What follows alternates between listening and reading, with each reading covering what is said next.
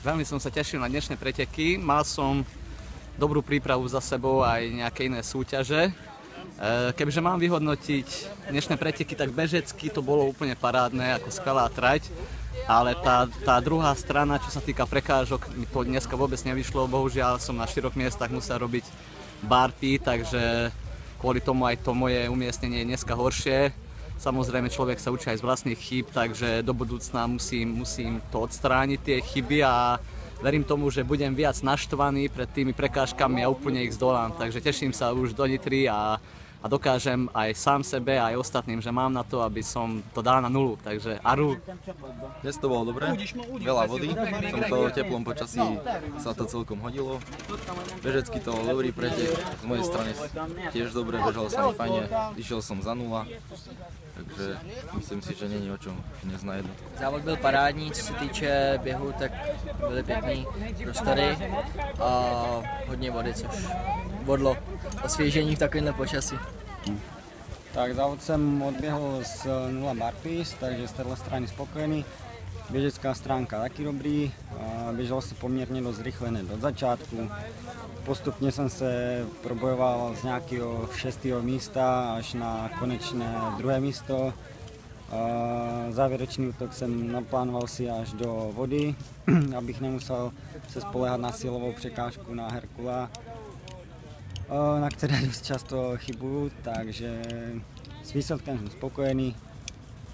Není k tomu co dodat, jako tým jsme zase ukázali, že jsme silní přes drobné chyby, takže super. Tešíme sa už na Nitru. Čo môžeme?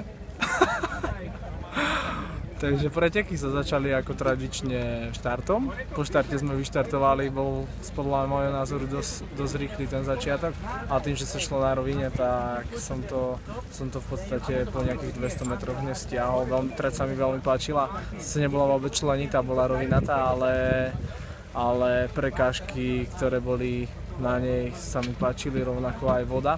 Pred cieľom posledných 400 metrov brodenie vo vode bolo asi najťažšie, a čo sa týka organizácie, tak myslím, že to bolo spravené na veľmi vysokej úrovni, rovnako aj značenie trate, takže myslím si, že od minulého roku sa organizátori o mnoho zlepšili. Je rád, že jsem nedělala ani jedno barpís, to se zlepšuje můj průměr.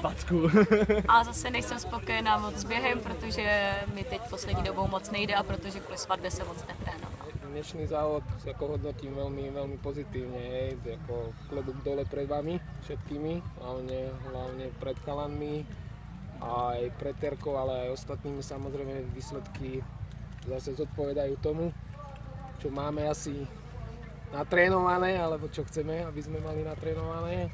Škoda toho tímového